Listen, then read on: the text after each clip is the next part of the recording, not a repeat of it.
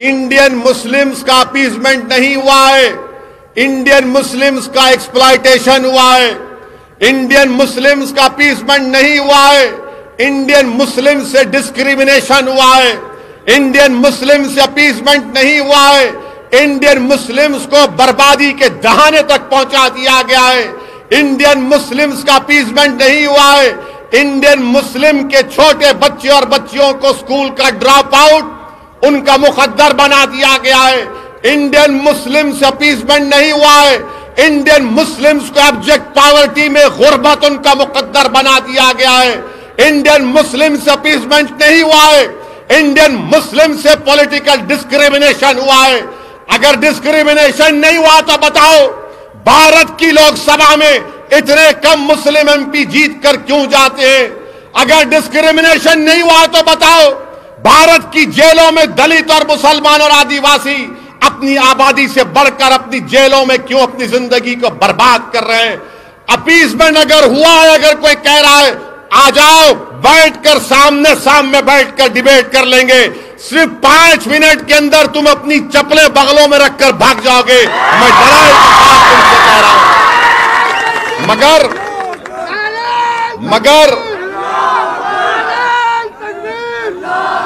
अल्लाह अकबर, सुनो अभी, ममता बनर्जी भी ऐसी करते थे, सर पे ओढ़नी ओढ़ लिए। अल्लाह अकबर।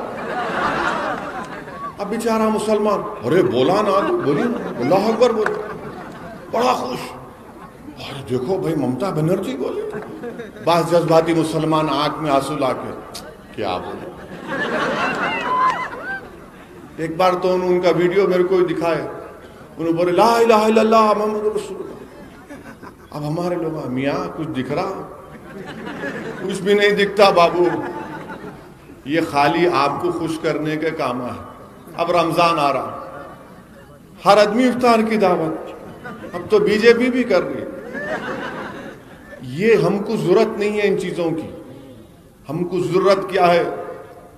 हमारे बच्चों को स्कूल, हमारे बच्चे बच्चियों को कॉलेज, हमारे महल्ले में पीने के पानी की लाइन, ड्रेनेज की लाइन। इंसाफ की जरूरत है, इज्जत की जरूरत है, ताकत की जरूरत है। और आज भारत की जो सियासत है, मैं आपको जिम्मेदारी के साथ बता रहा हूं, एक मंसूबाबंद तरीके से, जिसको आप सेकुलर पार्टियां बोलते ना, मैं तो कम्युनल हूं, मेरे को तो डिग्री दे चुके हैं लोग, मेरे को कोई उससे फर्क नहीं पड़ता। आप जितनी गाली देना चाहे दे दो मेरे को, मैं उसके लिए तैयार हूं।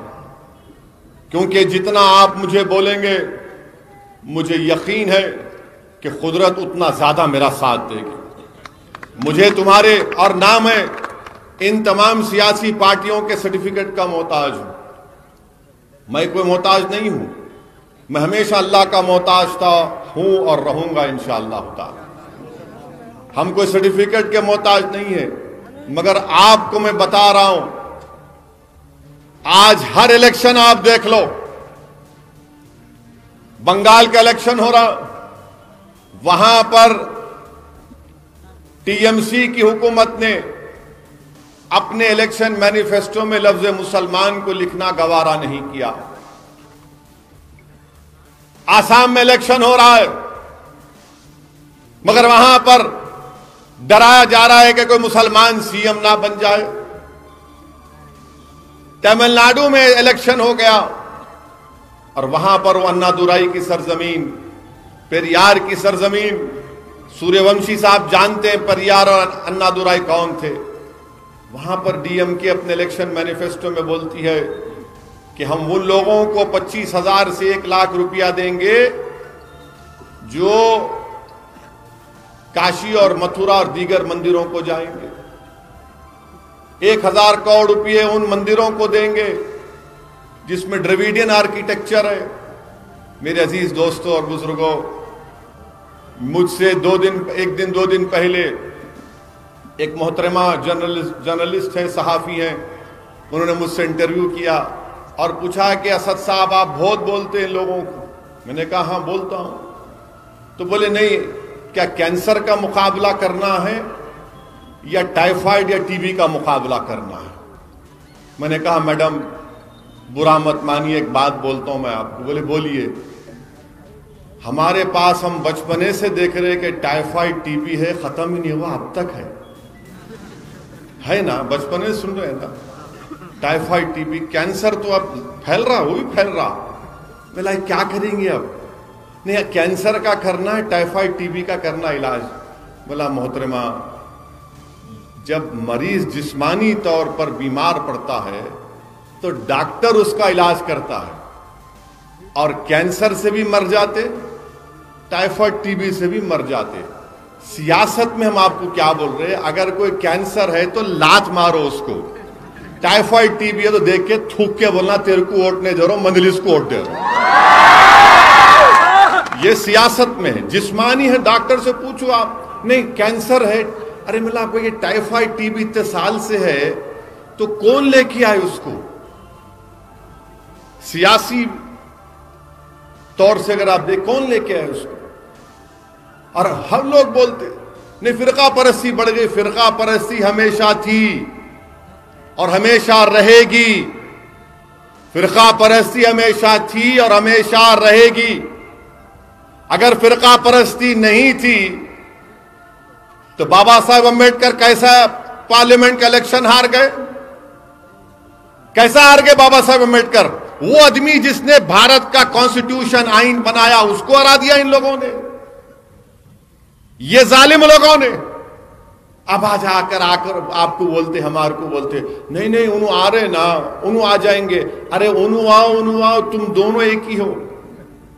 तुम दोनों मिलके क्या किया हमारे लिए बताओ।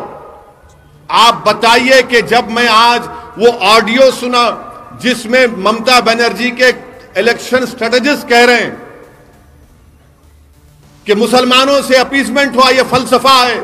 अरे हमारी बर्बादी के फसाने बन गए भारत में, मेरी बर्बादी के फसाने बन गए, और आप आकर मुझसे कहते हैं नहीं अपीसमेंट हुआ।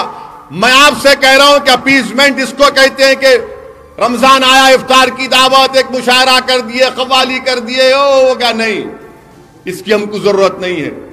मैं उन नौजवानों से अपील कर रहा हूं जो मेरी बात को समझ रहे हैं, उन बुजुर्गों से इल्तिजा कर रहा हूं, हमारी मां और बहनों से गुजारिश कर रहा हूं जो अपने घर में बैठकर इस दीवाने की आवाज को सुन रहे हैं। याद रखो, अगर आज आप उठकर अपनी जमात को मजबूत नहीं करेंगे, अगर आज आप अपनी आवाज को मजबूत नहीं बनाएंगे, अगर आज आप मुत्तहिदा तौर पर अपने वोट से अपनी पार्टी मजलिस इत्तेहादुल मुस्लिमीन को कामयाब नहीं करेंगे, अगर आज 2021 में इस मुल्क का दलित, इस मुल्क का मुसलमान, इस मुल्क का आदिवासी अगर मेरी इस बात को नहीं समझ रहा है तो याद रखो नुकसान हमारा होगा। फिर रोकर शिकायत करने से कोई फायदा नहीं, हमको मुत्तहिद होना पड़ेगा।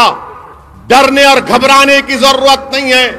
हमारी जिम्मेदारी नहीं है कि हम फिरका परस्ती को हराएं, जिम्मेदारी उन लोगों की है।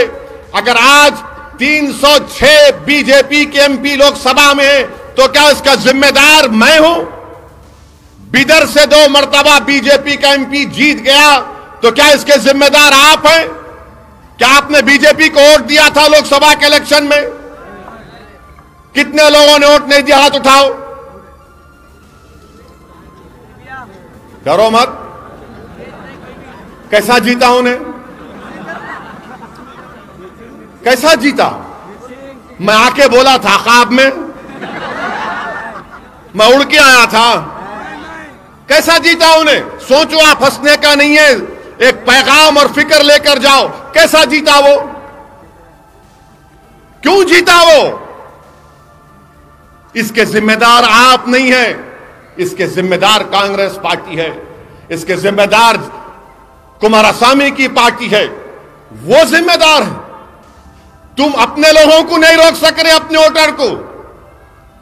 यहां के दूल्हे भाई की तलवार बन के हमको बता रहे, वहां नहीं रोकते, जाके वहां भाग गया, उन्हें मोदी के गोद में बैठ के चाय पी रहा। हमारे पास आकर बोलते हैं नहीं नहीं देखो उन्होंने आ गए ना, अब हमारे से मिलकर रहो। अरे तुम लोग उसको जिता रहे, हम नहीं जिता रहे।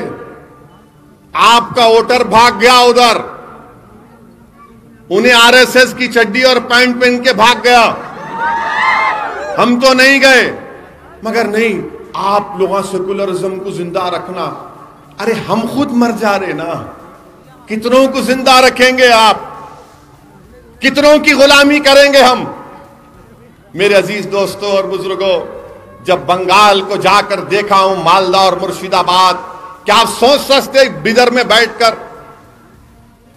कि मुर्शिदाबाद में आर्सेनिक पानी वर्ल्ड हेल्थ काउंसिल कहती है कि 300 बीपीपी होना चाहिए, वहां पर 300% ज्यादा है। आप बताइए क्या हो रहा है। बंगाल में 38% मुस्लिम जो हैं वो महाना 2400-500 रुपये कमाते, कोई जी सकता उसमें? यह फिरका परस्ती नहीं है। और हम पे इल्जाम लगाते हैं 11% बच्चे हायर एजुकेशन में, 27% की आबादी है।